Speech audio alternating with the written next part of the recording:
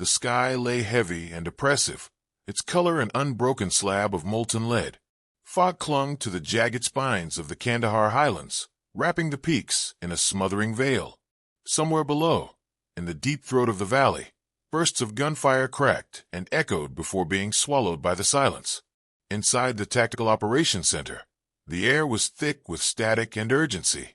A voice broke over the radio, tight and ragged. Horse defeated.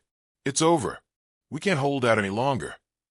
No one had time to process the message before the world-shaking growl of a Ju-8 cannon rolled over the mountains from beyond the ridge, that unmistakable snarl belonging only to an A-10 Warthog. Heads turned. No one had been cleared to fly. Who would dare to enter the kind of airspace even veterans called a death sentence? In the corner, sitting apart from the knot of senior officers hunched over maps and screens, was Captain Emma Carter. At 33, she carried herself with quiet ease, her dark hair tied back, her expression unreadable. Around the base, she was known as dependable, the pilot you wanted for medevac runs in bad weather or supply flights through unpredictable wind corridors. Always on time, always professional, always in one piece.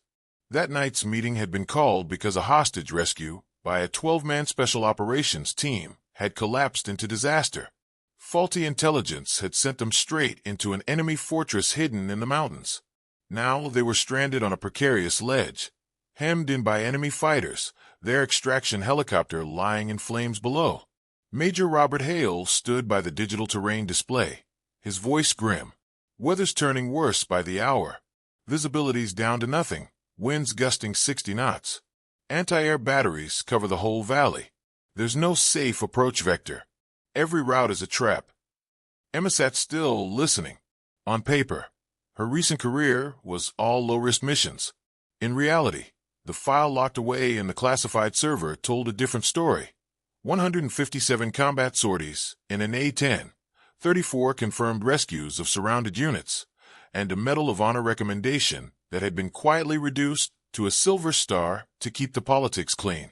Her call sign had once been Falcon, for her uncanny ability to strike from impossible angles, using cloud, terrain, and instinct to achieve what radar couldn't.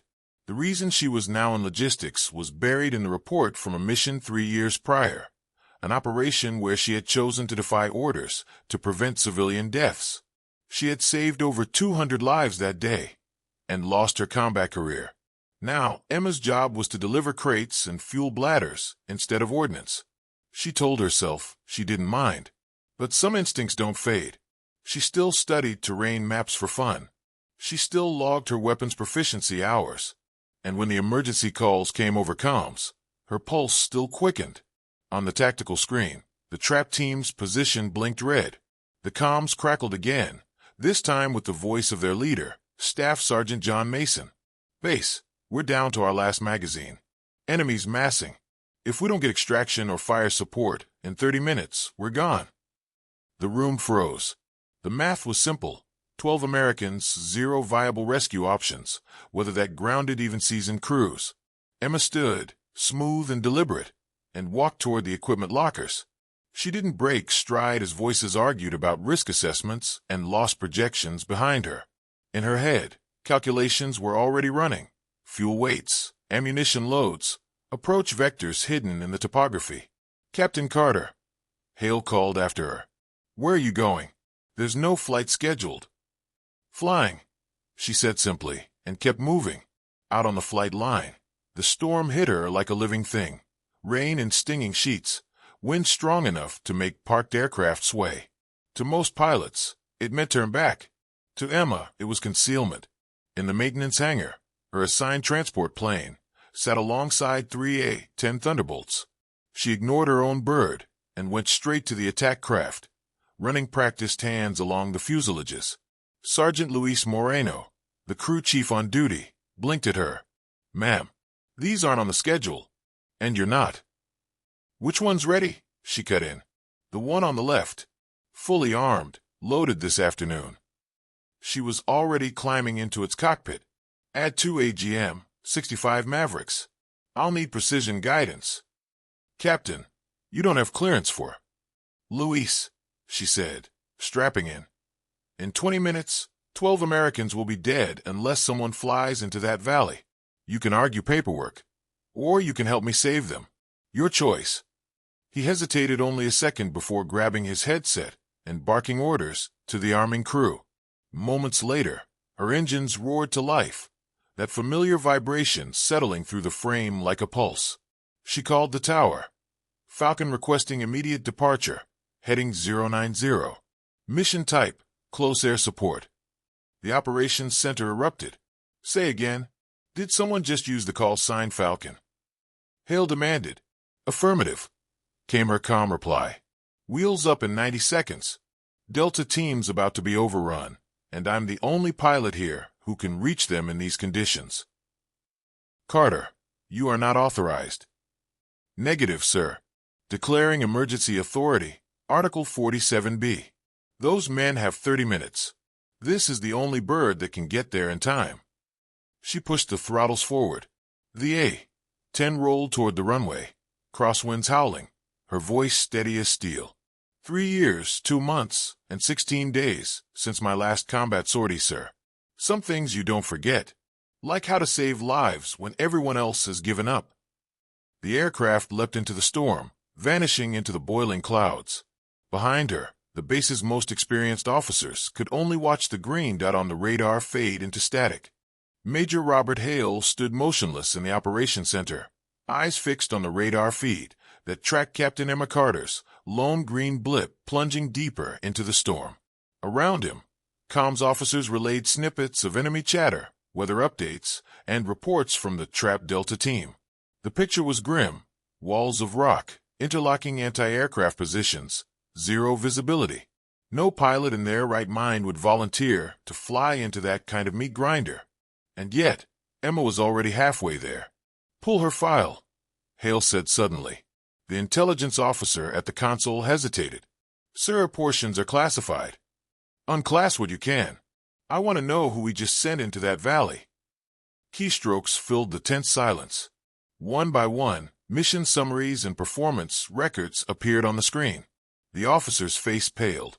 "Sir, Captain Carter has 157 combat missions in the A-10 platform. Call sign Falcon. She was with the 171st Close Air Support Squadron. Decorations include a Silver Star, Distinguished Flying Cross, Bronze Star with V device, and—" He trailed off, scrolling. "Sir, she holds the highest mission success rate for close air support in the entire theater during Operations Iron Shield and Desert Edge." Hale's brows lifted. "And she's been flying cargo?" "Yes, sir, for the last 3 years." Hale leaned closer to the screen, reading the finer print. The further he scrolled, the clearer the pattern became. These weren't just combat sorties. They were miracles in the air.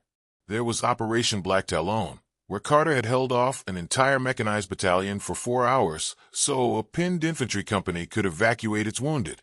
Her A-10 had limped back to base on a single engine, hydraulics failing, armor riddled with 42 bullet impacts, and yet not a single friendly soldier had been lost. Then there was Operation Winter Spear in the Afghan mountains. 3 pilots had refused the mission outright. It involved threading a close air support run through a canyon so narrow that the margin for error was measured in meters, all while under fire from multiple directions. Carter had flown it without hesitation, delivering ordnance so precise that she'd eliminated the insurgents without damaging a school building just 30 meters from the target. Her legend among special forces wasn't based on rumor. It was fact. When missions spiraled into chaos, they asked for her by name, Falcon. But then came the mission that changed everything, Operation Iron Tempest. The report was clinical, stripped of emotion, but Hale could imagine the scene. Enemy fighters had embedded themselves in an Afghan village, firing from rooftops and alleyways. The ground commander, fearing heavy American losses, had ordered Carter to engage every enemy position regardless of civilian presence.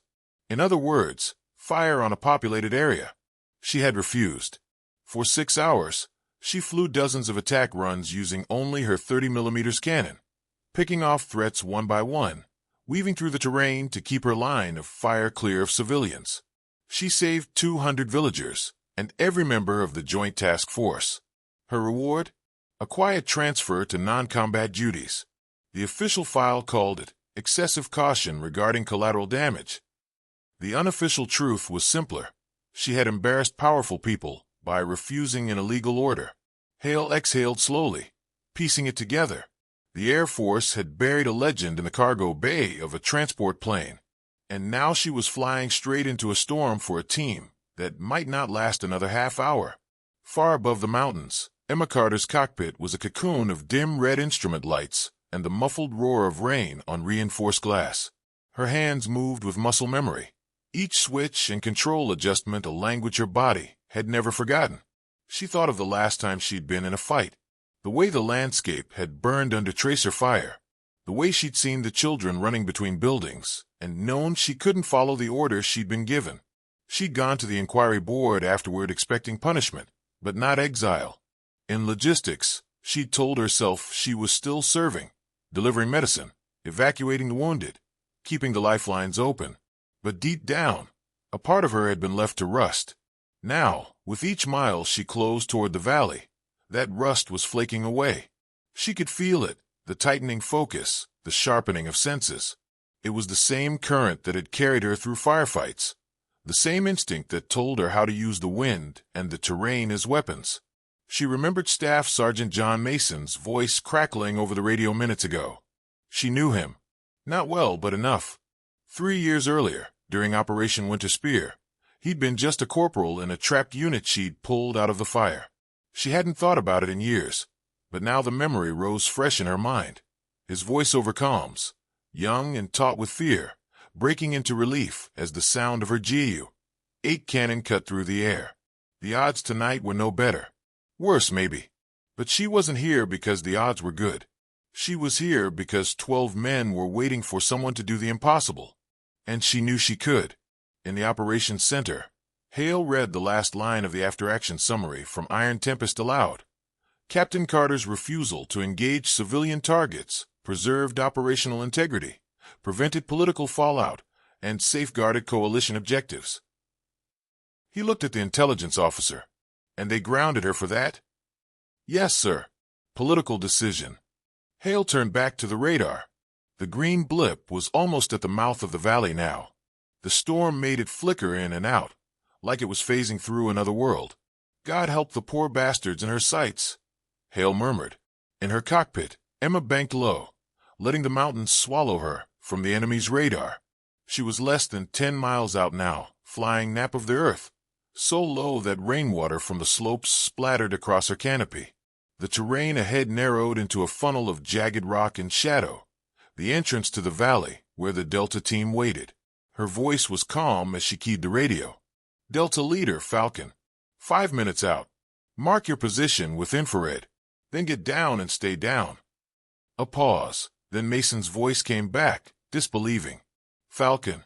From Winter Spear? Is that really you? It's me, she said, leveling the A-10. And I told you then, I don't leave Americans behind. The valley ahead was a dark wound in the mountains, carved by centuries of wind and water, now filled with the promise of death. The storm draped itself over the ridges like a living thing, shifting and writhing, making the mountain seem taller, closer, more dangerous. Inside the cockpit, Captain Emma Carter adjusted her throttle, feeling the subtle tremor in the airframe as the wind clawed at her wings. She flew lower still, skimming the jagged slopes. It was a dangerous game. One mistake, one sudden gust, and the A-10 would meet the rock face in an instant. But low was life. Low meant the enemy's radar couldn't get a clean lock. Low meant she could slip into the valley before they knew she was coming. Her voice over comms was steady, the voice of a pilot who'd danced with storms before. Delta Leader, Falcon. Confirm infrared strobes are active. Staff Sergeant John Mason's reply came after a burst of static. Confirmed. Visibility here is down to 10 feet. We're holding on a ledge, east side of the valley. Multiple SAM positions. Infantry closing in. Emma's eyes flicked over her instruments, then to the heads-up display. Copy. I'll make 3 passes. First, anti-aircraft positions. Second, suppress infantry. Third, cover you to the extraction point. Ma'am. Mason's voice broke slightly. Are you sure you can? I can, she said simply, cutting him off. Far behind, in the Tactical Operations Center, Major Robert Hale stood over the comms console, arms crossed, listening to every word. He could picture her in the cockpit, calm, deliberate, already mapping the battlefield in her head. The green blip on the radar slid deeper into enemy territory, threading a path through the mountains that most pilots would call suicide. Around him, officers and techs spoke in low tones. They'd all heard the stories now. They knew who Falcon was. Hale said nothing. He'd flown combat once, long ago. He understood the weight of what she was doing. And he knew this wasn't just skill. This was something rare, the kind of instinct that couldn't be taught, that could turn chaos into advantage. The storm thickened as Emma crossed the valley's threshold. Rain battered the canopy in relentless bursts, and the wind roared through the canyons like an angry tide. She kept her breathing even, letting her hands and feet work the controls without conscious thought. Her first target was already painted on the display, a SAM launcher dug into a slope, partially concealed by camouflage netting. She dropped the nose slightly, lining up the shot, and the Ju-8 cannon spun to life. The vibration filled the cockpit as depleted uranium rounds tore into the position, shredding it in seconds. Without pausing, she rolled left, hugging the cliffside to mask her from the second launcher. It came into view, just a faint outline against the wet rock, and she let loose a short burst. The impact bloomed into fire and smoke, swallowed almost immediately by the rain. On the ground, Mason's team could hear the cannon's distant roar, feel the percussion through the stone under their boots. "That's her," Mason said, almost to himself. "That's Falcon." Emma's second pass took her deeper into the kill zone. Enemy infantry were moving up the eastern slope toward the team's position, using the jagged rocks as cover. She angled in from above, the mountains funneling her approach. The cannon roared again, the round stitching the hillside in a precise line that passed within meters of where Mason's men crouched. The enemy fighters scattered, some diving for cover, others simply vanishing into the storm. "Eastern flank is clear," she said over comms. "Begin movement toward the extraction point." "Roger that," Mason replied. "We got wounded moving slow." "I'll keep the skies clean," she said, banking away. In the operations center, the air traffic controller reported, "Falcon has eliminated multiple enemy positions. Delta team is moving." Colonel Anthony Reeves, the wing commander, had arrived minutes earlier, expecting to discipline whoever had launched a bird in these conditions. Now he stood with Hale, eyes on the tactical display. "This is the cargo pilot?" Reeves asked. Hale didn't look away from the screen. "No, sir. This is the best close air support pilot we've got." Emma circled wide, letting the terrain hide her from any remaining anti-air batteries. The storm gave her cover, but it was also her enemy. Crosswind shoved at her wings. Downdrafts tried to pull her into the cliffs, and lightning strobed in the distance. She didn't care. Her focus was narrow, the blinking infrared strobes marking the Delta team's position. Her third pass was the most dangerous. She flew parallel to their escape route, suppressing anything that moved. Twice, she caught shapes breaking from cover, enemy fighters hoping to flank the retreat, and each time, her cannon barked a warning they wouldn't forget. Minutes felt like hours. She could hear Mason's breathing over the comms, hear the muffled shouts as his men moved. "Extraction bird is inbound," the base reported. "ETA 5 minutes." Emma adjusted her orbit, staying close enough to strike, but far enough to avoid drawing fire toward the team. Her hands were steady, but she could feel the ache in her shoulders, the tension that came from balancing absolute precision with relentless speed. Below, Mason and his men stumbled through the rain toward the landing zone. They could barely see the shape of the rescue helicopter until it was almost on top of them, guided by Emma's precise navigation calls. "Delta leader, Falcon," she said. "You're clear to load. I've got overwatch." They boarded fast, lifting off into the storm. Mason's voice came over the comms, heavy with emotion. "Falcon, you did it again. 3 years ago, you saved my life. Today, you saved all of us." "Get them home, Sergeant," she said softly. As the helicopter vanished into the rain, Emma turned her nose toward home. The valley fell away behind her. The green blip on the radar, now moving in the opposite direction.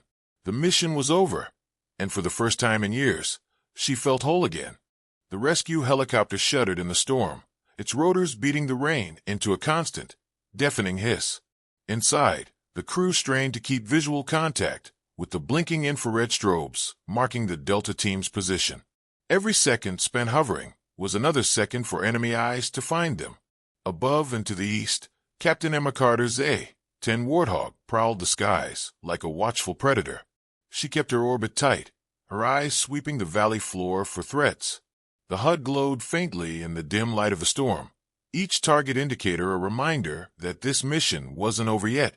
Delta Leader Falcon, she called over comms. You've got small group moving along the western ridge. Possible flankers. I'm engaging. She rolled the Warthog into a steep bank, the rain streaking across her canopy like tracer lines in reverse. The GU-8 cannon's growl tore through the storm, the sound so deep it vibrated in her chest. Below, the ridge erupted in splashes of dirt and rock as enemy fighters scattered, their attack broken before it could begin. Mason's voice came back, breathless but steady. Ridge is clear. We're loading now. In the Tactical Operations Center, every eye was fixed on the live feed from the helicopter's helmet cams. Grainy images showed shadowed figures moving under the cover of the storm, helping their wounded into the aircraft. The camera jolted as the crew hauled the last man aboard. LZ secure, the helicopter pilot reported. We're lifting. Falcon, this is Guardian 2.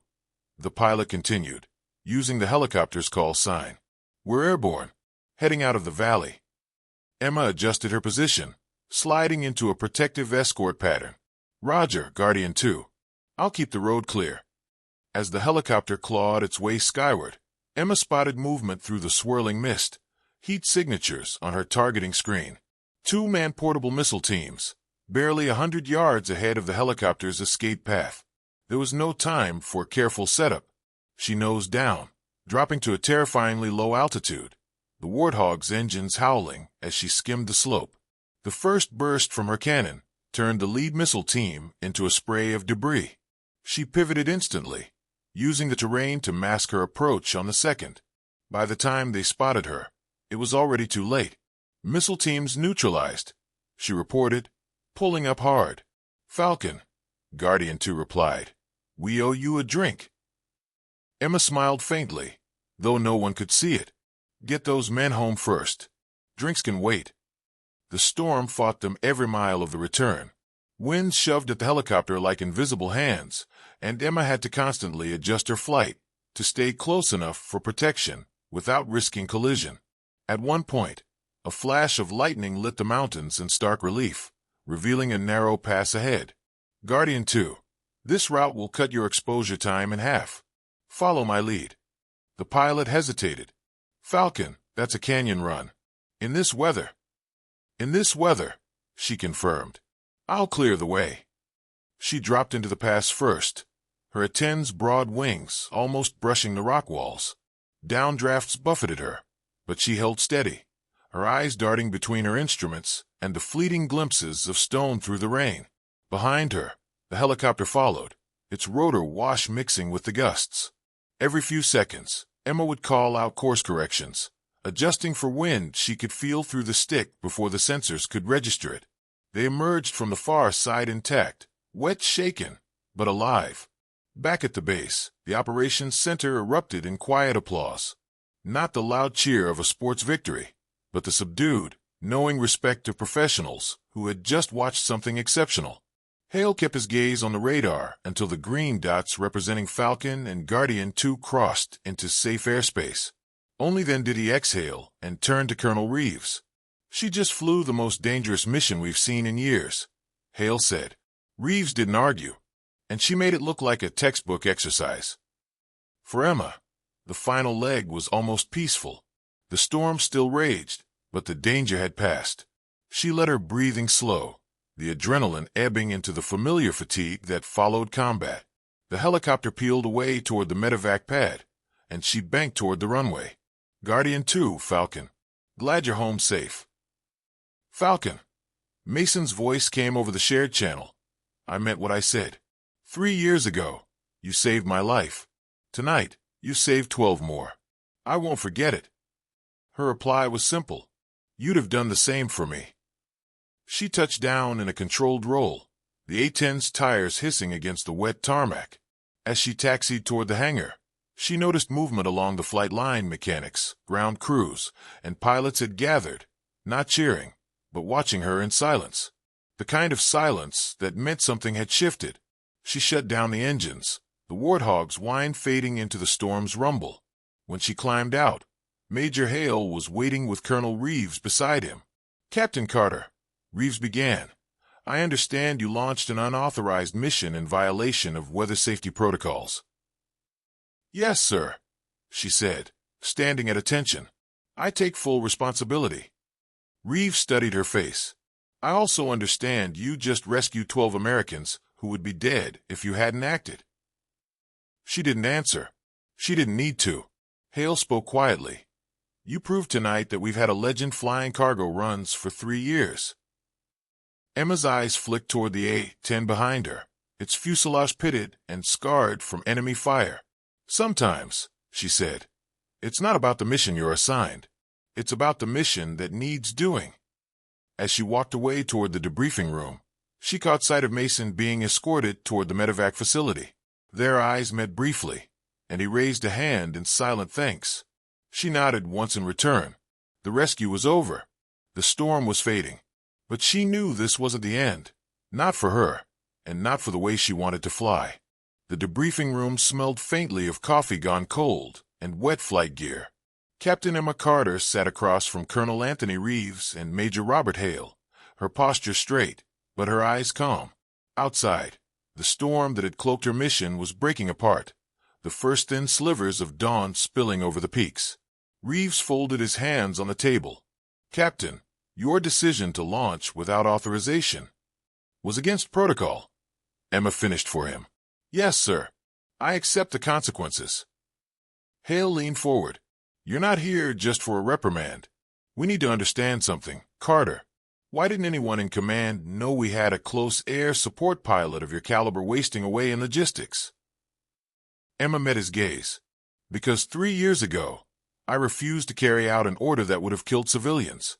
My superiors labeled it excessive caution and transferred me to non-combat duties. That was the end of it. Reeves's brow furrowed. Excessive caution, he repeated slowly. That's another way of saying you refused to commit an illegal act. Yes, sir. Silence lingered for a moment, broken only by the muffled hum of the base generators. Finally, Reeves said, I've already drafted a recommendation for your immediate reinstatement to full combat status. The Air Force needs pilots like you back in the fight. Emma didn't answer right away. She let the offer hang in the air, weighing it. When she spoke, her voice was steady but thoughtful. Sir, I appreciate the offer, but I'm not sure I want to return to only combat missions. Hale tilted his head. You're still the best close air support pilot in the service. Why wouldn't you? Emma glanced toward the window, where the gray sky was giving way to pale blue. For 3 years, I've flown missions that were purely about saving lives, medevacs, supply drops, humanitarian aid. Today, I flew combat again, but the purpose was the same, to bring people home alive. I'm starting to think my skills belong in missions, where that's always the primary goal. Reeves studied her carefully. What exactly are you proposing? Search and rescue in contested zones, medical evacuations under fire, precision delivery of aid where others can't get through, missions that require the same precision and nerve as close air support, but with the objective of protecting, not destroying. Hale nodded slowly, the idea taking root. You'd be bridging 2 worlds, combat skill and humanitarian focus. That's the point, Emma said. We can train pilots to fight, but not all of them can thread a canyon in 0 visibility while keeping civilians safe. That's where I can make a difference. Outside, the flight line was alive with activity. Mechanics were already tending to the A-10 she'd flown into the valley, patching the armor, checking the engines, noting the new scars on its skin. A cluster of crew members stood nearby, talking quietly. Every so often, their eyes drifted toward the debriefing building. Word of the mission had spread far beyond the command staff. The rescued Delta team was in the medevac bay, being treated for injuries.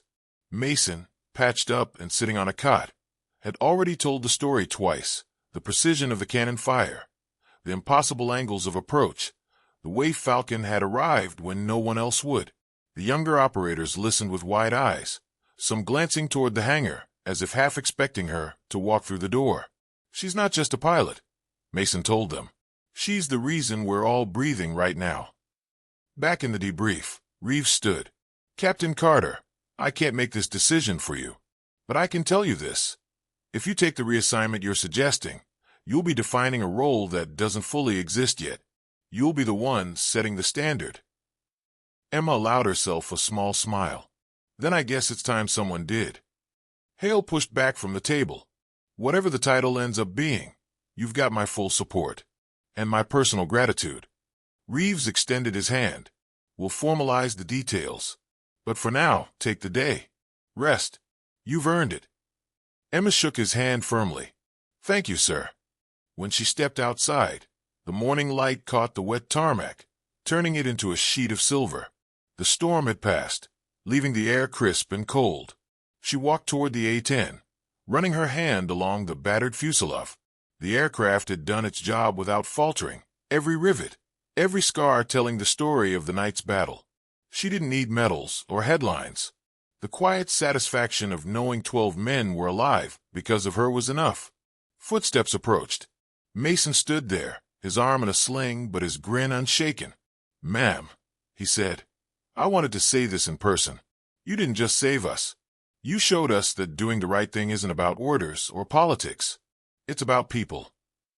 Emma gave him a nod. "It's always been about people, Sergeant. Always will be."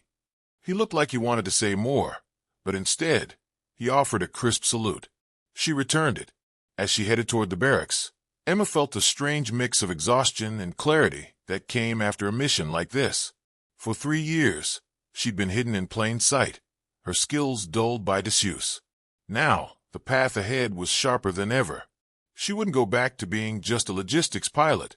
She wouldn't go back to the rigid combat role that had once defined her either. She would create something new. Missions where precision flying served the highest purpose, saving lives. She could already picture it, the roar of the engines, the hum of the cannon, the adrenaline spike of threading impossible terrain, all of it in service of bringing people home. And maybe, just maybe, she thought, that was what she'd been meant to do all along.